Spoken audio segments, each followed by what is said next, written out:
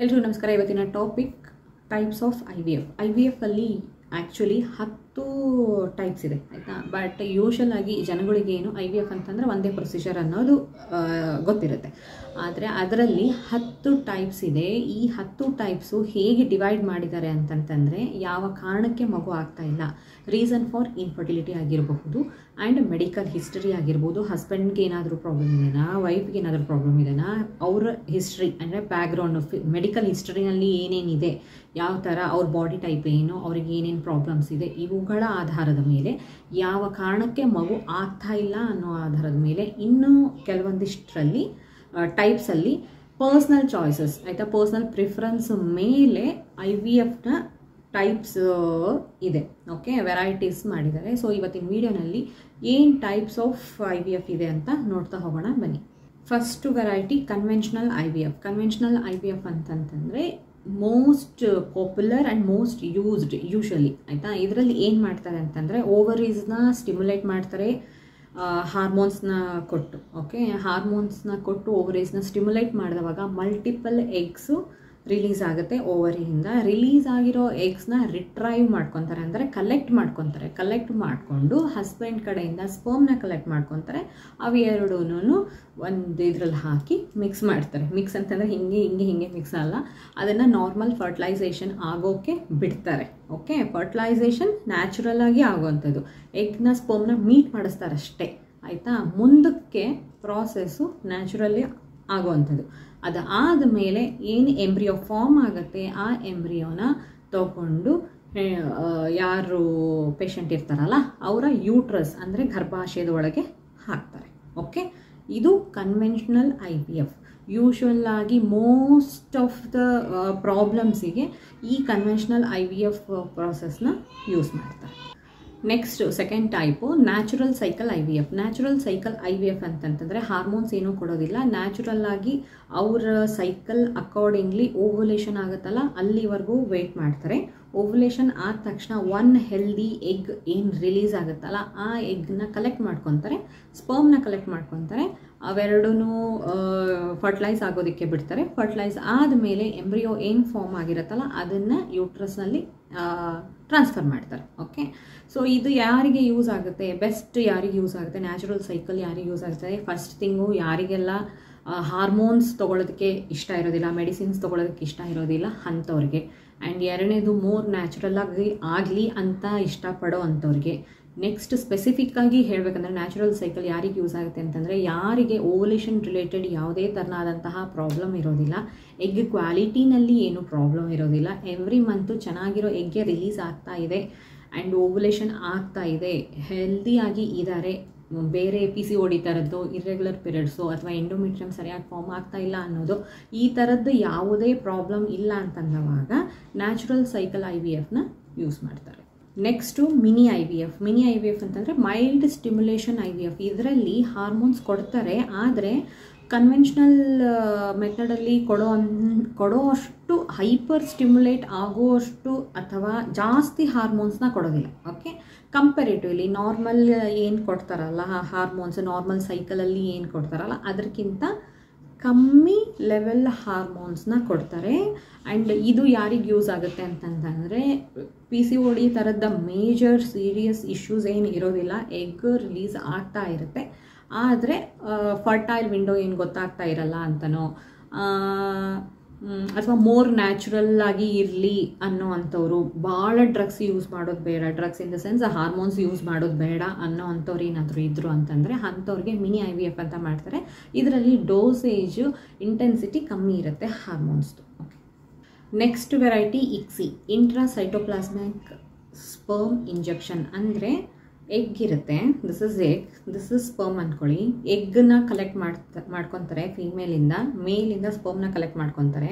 Normal I V F ಪ್ರಾಸೆಸ್ಸಲ್ಲಿ conventional method ಆಗಿರ್ಬೋದು, natural cycle ಆಗಿರ್ಬೋದು, ಮಿನಿ ಐ ವಿ ಎಫ್ ಆಗಿರ್ಬೋದು, ಏನು ಮಾಡ್ತಾರೆ, ಇವೆರಡೂ ಹೀಗೆ ಕಲೆಕ್ಟ್ ಮಾಡಿಕೊಂಡು ಒಂದು ಬೌಲಲ್ಲಿ ಹೀಗೆ ಹಾಕಿ ಬಿಡ್ತಾರೆ. ಸೊ ಸ್ಪರ್ಮು ತಾನಾಗಿಯೇ ಹೀಗೆ ಒಳಗಡೆ ಹೋಗಿ ಫರ್ಟಿಲೈಸ್ ಮಾಡಬೇಕು ಎಗ್ನ. ಓಕೆ, ಬಟ್ ಇಕ್ಸಿನಲ್ಲಿ ಏನು ಮಾಡ್ತಾರೆ, ಇಂಟ್ರಾಸೈಟೋಪ್ಲಾಸ್ಮಿಕ್ ಸ್ಪರ್ಮ್ ಇಂಜೆಕ್ಷನ್ ಅಂತಂದರೆ ಎಗ್ನ ತಗೋತಾರೆ, ಸ್ಪರ್ಮ್ನ ತಗೊತಾರೆ, ಇದನ್ನು ಒಂದು ಇಂಜೆಕ್ಷನ್ ಅಂದರೆ ನೀಡಲಲ್ಲಿ ಹಾಕ್ಕೊಂಡು ಹಿಂಗೆ ಸ್ಪರ್ಮ್ ಒಳಗಡೆಗೆ ಎಗ್ ಒಳಗಡೆಗೆ ಸ್ಪರ್ಮ್ನ ಫುಲ್ ಇಂಜೆಕ್ಟ್ ಮಾಡ್ತಾರೆ. ಓಕೆ, ಸೊ ಮಾಡಿದ ಆದಮೇಲೆ ಎಂಬ್ರಿಯೋ ಏನು ಫಾರ್ಮ್ ಆಗುತ್ತಲ್ಲ ಅದನ್ನು ತೊಗೊಂಡು ಹೋಗಿ ಯೂಟ್ರಸ್ ಒಳಗಡೆಗೆ ಹಾಕ್ತಾರೆ. ಸೊ ಇದು ಯಾರಿಗೆ ತುಂಬ ಯೂಸ್ ಆಗುತ್ತೆ ಅಂತಂದರೆ, ಯಾರಿಗೆಲ್ಲ ಸ್ಪರ್ಮ್ ಕೌಂಟ್ ತುಂಬ ಕಮ್ಮಿ ಇರುತ್ತೆ ಆ್ಯಂಡ್ ಸ್ಪರ್ಮ್ ಮಾರ್ಫಾಲಜಿ ಅಂತಂತಂದರೆ ಲುಕ್ ಅಪಿಯರೆನ್ಸ್ ಯಾವುದದ್ದು ಸರಿ ಇರಲ್ಲ ಆ್ಯಂಡ್ ಏನಂದರೆ ಅದಕ್ಕೆ ಮೊಬಿಲಿಟಿ ಅಂದರೆ ಮೂಮೆಂಟ್ ಯಾವುದ್ರದ್ದು ಸ್ಪರ್ಮ್ದು ಚೆನ್ನಾಗಿರೋದಿಲ್ಲ ಅಂಥವ್ರಿಗೆ, ಮೇಲ್ ಫ್ಯಾಕ್ಟರ್ ಇನ್ಫರ್ಟಿಲಿಟಿ ಯಾರೇ ಇರುತ್ತೆ, IVF ನ್ಯಾಚುರಲ್ IVF ಸೈಕಲ್ ಆಗಿರಬಹುದು, ಕನ್ವೆನ್ಷನಲ್ IVF ಸೈಕಲ್ ಯೂಸ್ ಆಗೋದಿಲ್ಲ, ಸ್ಪರ್ಮ್ದು ತುಂಬಾ ಪ್ರಾಬ್ಲಮ್ ಇದೆ ಅನ್ನೋ ಅಂಥವ್ರಿಗೆ ಇಕ್ಸಿ ಯೂಸ್ ಮಾಡ್ತಾರೆ. Okay, next donor egg IVF. ಈ ಸೈಕಲಲ್ಲಿ ಏನು ಮಾಡ್ತಾರೆ, ಡೋನರ್ ಕಡೆಯಿಂದ ಎಗ್ನ ಕಲೆಕ್ಟ್ ಮಾಡ್ಕೊತಾರೆ ಆ್ಯಂಡ್ ನನ್ನ ಪಾರ್ಟ್ನರ್ನ ಸ್ಪರ್ಮ್ನ ಕಲೆಕ್ಟ್ ಮಾಡ್ಕೊತಾರೆ. ಇದು ಎಕ್ಸಾಂಪಲ್ ಹೇಳಿದ್ದು. ಓಕೆ, ನಿಮ್ಮ ಪಾರ್ಟ್ನರ್ನ ಸ್ಪರ್ಮ್ನ ಕಲೆಕ್ಟ್ ಮಾಡ್ಕೊತಾರೆ. ಡೋನರ್ ಎಗ್ ಆಯಿತಾ, ಅನ್ನೋನ್ ಪರ್ಸನ್ ಎಗ್ ತೊಗೊಂಡು ನಿಮ್ಮ ಪಾರ್ಟ್ನರ್ನ ಸ್ಪರ್ಮ್ ತೊಗೊಂಡು ಫರ್ಟಿಲೈಸ್ ಆಗೋದಕ್ಕೆ ಬಿಡ್ತಾರೆ ಆ್ಯಂಡ್ ಫರ್ಟಿಲೈಸ್ ಆದಮೇಲೆ ಎಂಬ್ರಿಯೋನ ನಿಮ್ಮ ಯೂಟ್ರಸ್ಸಿಗೆ ಟ್ರಾನ್ಸ್ಫರ್ ಮಾಡ್ತಾರೆ. ಓಕೆ, ಇದು ಯೂಶ್ವಲಿ ಯಾರಿಗೆ ಯೂಸ್ ಆಗುತ್ತೆ ಅಂತಂತಂದರೆ ಫೀಮೇಲ್ ಇನ್ಫರ್ಟಿಲಿಟಿ ಅಂದರೆ ಎಗ್ ಕ್ವಾಲಿಟಿ ತುಂಬಾ ಚೆನ್ನಾಗಿಲ್ಲ ಅನ್ನೋದಾಗಿರಬಹುದು, ಎಗ್ಗಲ್ಲಿ ಜೆನೆಟಿಕಲಿ ಬಂದಿರೋಂತಹ ಯಾವುದಾದ್ರೂ ಕಂಡೀಷನ್ಸ್ ಇದು ಅಥವಾ ಪ್ರಾಬ್ಲಮ್ಸ್ ಇತ್ತು ಅಂತಂತಂದರೆ, ಜೆನೆಟಿಕಲಿ ಬರೋವಂತಹ ಡಿಸೀಸಸ್ ಏನಾದರೂ ಇತ್ತು ಅಂತಂದರೆ, ಎಗ್ ಕ್ವಾಲಿಟಿ ಚೆನ್ನಾಗಿಲ್ಲ ಅಂತಂದರೆ, ಎಗ್ ರಿಸರ್ವ್ ಕಮ್ಮಿ ಇತ್ತು ಅಂತಂತಂದರೆ ಅಂಥ ಟೈಮಲ್ಲಿ ಏನು ಮಾಡ್ತಾರೆ, ಡೋನರ್ ಎಗ್ನ ತೊಗೊಂಡು ಪಾರ್ಟ್ನರ್ ಸ್ಪರ್ಮ್ನ ಯೂಸ್ ಮಾಡಿಕೊಂಡು IVF ಸೈಕಲ್ ಮಾಡ್ತಾರೆ. ಓಕೆ, ಇದನ್ನು ಡೋನರ್ ಎಗ್ IVF ಸೈಕಲ್ ಅಂತ ಹೇಳ್ತಾರೆ. ಓಕೆ, ಈ ಸೈಕಲಲ್ಲಿ ಮಗು ನಿಮ್ಮದೇ ಹೊಟ್ಟೆನಲ್ಲಿ ಬೆಳೆಯೋದ್ರಿಂದ ನಿಮ್ಮ ಪಾರ್ಟಿಸಿಪೇಷನ್ ಕೂಡ ಇರುತ್ತೆ. ಸೊ ನಿಮ್ಮ ಹೊಟ್ಟೆನಲ್ಲಿನೇ ಮಗು ಬೆಳೆಯೋದ್ರಿಂದ ಈ ಮಗು ನಂದು ಅನ್ನೋ ಅಂಥದ್ದು ಇರುತ್ತೆ ಆ್ಯಂಡ್ ನಿಮ್ಮ ಹಸ್ಬೆಂಡ್ನ ಸ್ಪರ್ಮ್ ಯೂಸ್ ಮಾಡಿರೋದ್ರಿಂದ ಅವರಿಗೂ ಕೂಡ ಇದು ನನ್ನ ಮಗು ಅನ್ನೋದು ಇರುತ್ತೆ. ಓಕೆ, ಮೇಲ್ ಆ್ಯಂಡ್ ಫೀಮೇಲ್ ಇಬ್ಬರ ಪಾರ್ಟಿಸಿಪೇಷನೂ ಈ ಸೈಕಲಲ್ಲಿ ಇರುತ್ತೆ. ಡೋನರ್ ಸ್ಪರ್ಮ್ IVF ಇದರಲ್ಲಿ ಫೀಮೇಲ್ ಎಗ್ನ ಡೋನರ್ ಸ್ಪರ್ಮಿಂದ ಫರ್ಟಿಲೈಸ್ ಆಗೋದಕ್ಕೆ ಬಿಡ್ತಾರೆ. ಫಾರ್ಮ್ ಆಗಿರೋ ಎಂಬ್ರಿಯೋನ ಹೆಣ್ಮಗುವಿನ ಯೂಟ್ರಸ್ಸಿಗೆ ಟ್ರಾನ್ಸ್ಫರ್ ಮಾಡ್ತಾರೆ. ಓಕೆ, ಫೀಮೇಲ್ ಯೂಟ್ರಸ್ಗೆ ಟ್ರಾನ್ಸ್ಫರ್ ಮಾಡ್ತಾರೆ.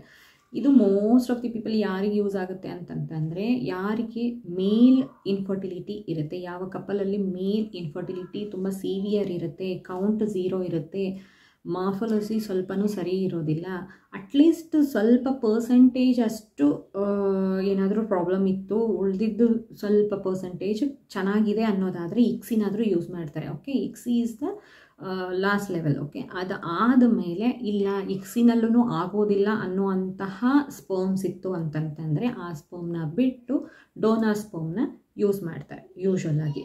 ಇದು ಒಂದು. ಇನ್ನೊಂದು ಸೇಮ್ ಸೆಕ್ಸ್ ಕಪಲ್ ಆಯಿತಾ, ಅಂದರೆ ಇಬ್ಬರು ಹೆಣ್ಮಕ್ಳು ಇದ್ದರು, ಮದುವೆ ಆಗಿದ್ರು ಅಂತಂದರೆ ಅಂಥವ್ರಿಗೆ ಡೋನರ್ ಸ್ಪರ್ಮ್ ಯೂಸ್ ಮಾಡಿಕೊಂಡು ಕನ್ಸೀವ್ ಆಗ್ತಾರೆ. ಓಕೆ, ಆ್ಯಂಡ್ ಇಲ್ಲ ಅಂತಂತಂದರೆ single moms like Bhavana. Okay, ಈಗ ಅವರು ಆ್ಯಕ್ಟ್ರೆಸ್ ಭಾವನಾ ಹೇಗೆ ಕನ್ಸೀವ್ ಆಗಿದ್ದಾರೆ, ಅವರು ಇದ್ರ ಥ್ರೂನೇ ಡೋನರ್ ಸ್ಪರ್ಮ್ ಥ್ರೂ IVF ಮಾಡಿಸ್ಕೊಂಡು ಕನ್ಸೀವ್ ಆಗಿದ್ದಾರೆ. Okay, next frozen embryo transfer or FET cycle. ಅಂದರೆ ಇದರಲ್ಲಿ ಏನು ಮಾಡ್ತಾರೆ, ಹಿಂದಿನ ಸೈಕಲ್ಸಲ್ಲಿ ಎಂಬ್ರಿಯೋ ಏನು ಗುಡ್ ಕ್ವಾಲಿಟಿ ಎಂಬ್ರಿಯೋ ಏನು ಫಾರ್ಮ್ ಆಗಿರುತ್ತೆ ಅದನ್ನು ಫ್ರೀಸ್ ಮಾಡಿ ಇಟ್ಟಿರ್ತಾರೆ. ಓಕೆ, ಫ್ರೀಸ್ ಮಾಡಿ ಮುಂಚಿನ ಸೈಕಲಲ್ಲಿ ಫ್ರೀಸ್ ಮಾಡಿ ಇಟ್ಟಿರೋ ಅಂತಹ ಎಂಬ್ರಿಯೋನ ಈ ಸೈಕಲಲ್ಲಿ ಯೂಸ್ ಮಾಡ್ತಾ ಇರ್ತಾರೆ. ಹೇಗೆ ಫ್ರೀಸ್ ಮಾಡಿರೋ ಎಂಬ್ರಿಯೋನ ತೆಗಿತಾರೆ, ಅದನ್ನು ಸ್ವಲ್ಪ ಬೆಚ್ಚಗೆ ಮಾಡ್ತಾರೆ, ನಿಮ್ಮ ಯೂಟ್ರಸ್ಸಿಗೆ ಟ್ರಾನ್ಸ್ಫರ್ ಮಾಡ್ತಾರೆ ಅಷ್ಟೇ. ಓಕೆ, ಸೊ ಇದು ಯಾರಿಗೆಲ್ಲ ಯೂಸ್ ಆಗುತ್ತೆ ಅಂತಂದರೆ, ಇವಾಗ ನೀವು ಪ್ರೆಸೆಂಟ್ ಒಂದು ಸೈಕಲ್ ಮಾಡಿಸ್ತಾ ಇದ್ದೀರಾ, ಈಗ ಮಾಡಿಸಿರೋಂಥ ಸೈಕಲಲ್ಲಿ ಎಂಬ್ರಿಯೋ ಚೆನ್ನಾಗಿ ಬರ್ತಾ ಇಲ್ಲ ಅನ್ನೋದಾಗಿರಬಹುದು, ಅಥವಾ ಯಾರಾದರೂ ಈಗ ಎಂಬ್ರಿಯೋ ಫಾರ್ಮ್ ಆಗಿ ಫ್ರೀಸ್ ಮಾಡಿ ಇಟ್ಬಿಡೋಣ, ಬಟ್ ನಾವು ಇವಾಗಲೇ ಪ್ರೆಗ್ನೆಂಟ್ ಆಗೋದಕ್ಕೆ ರೆಡಿ ಇಲ್ಲ, ಮುಂದೆ ಯಾವಾಗಾದರೂ ಯೂಸ್ ಮಾಡ್ಕೊಳ್ಳೋಣ, when we are ready to conceive ಅಂದವಾಗ ಆ ಟೈಮಲ್ಲಿ ಯೂಸ್ ಮಾಡೋಕ್ಕಾಗುತ್ತೆ ಅನ್ನೋ ಅಂಥದ್ದಾಗಿರಬಹುದು. ಅಥವಾ ಈ ಸೈಕಲಲ್ಲಿ ಯೂಶ್ವಲಾಗಿ ಹೇಳಬೇಕು ಅಂತಂತಂದರೆ ಪ್ರೆಗ್ನೆನ್ಸಿ ಡಿಲೇ ಮಾಡೋ ಅಂಥದ್ದಾಗಿರ್ಬೋದು. ಓಕೆ, ನಮಗೆ ವಿ ಆರ್ ನಾಟ್ ರೆಡಿ.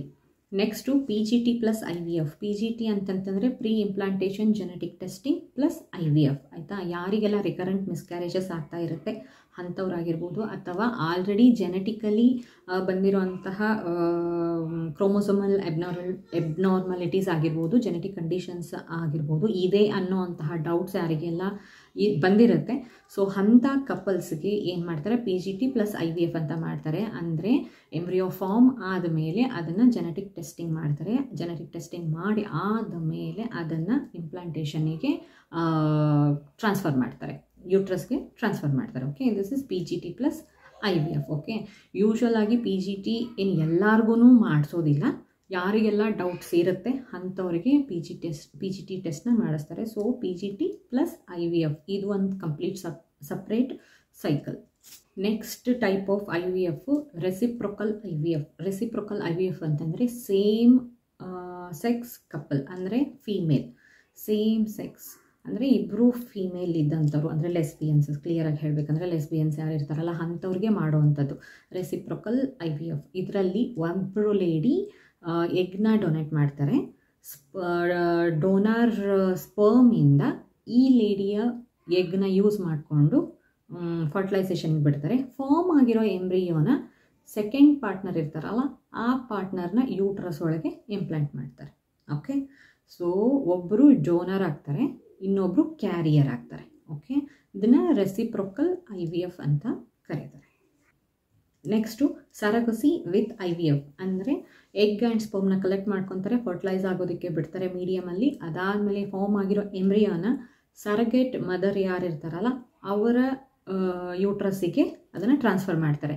ಯಾವ ಟೈಮಲ್ಲಿ ಅಂತಂತಂದರೆ ಫೀಮೇಲ್ ಏನು ಪಾರ್ಟ್ನರ್ ಏನಿರ್ತಾರೆ, ಕಪಲ್ನ ಫೀಮೇಲ್ ಪಾರ್ಟ್ನರ್ ಏನಿರ್ತಾರೆ ಅವರಿಗೆ ಏನಾದರೂ ಮೆಡಿಕಲ್ ಕಂಡೀಷನ್ ಇದ್ದು, ಸಿವಿಯರ್ ಕಂಡೀಷನ್ ಇದ್ದು, ಅವರು ಪ್ರೆಗ್ನೆನ್ಸಿನ 9 ಮಂತ್ಸ್ವರೆಗೂ ಕ್ಯಾರಿ ಮಾಡೋದಕ್ಕೆ ಆಗೋದಿಲ್ಲ ಅನ್ನುವಂತಹ ಕಂಡೀಷನ್ ಇತ್ತು ಅಂತಂತಂದು ಆ್ಯಂಡ್ ಸರಗೆಟ್ ಮದರ್ ಅವೈಲೇಬಲ್ ಇದ್ದರು ಅಂತಂತಂದರೆ ಆ ಟೈಮಲ್ಲಿ ಫಾಲೋ ಮಾಡುವಂತಹ method surrogacy and IVF. Okay, IVF and ಸರಗಸಿ.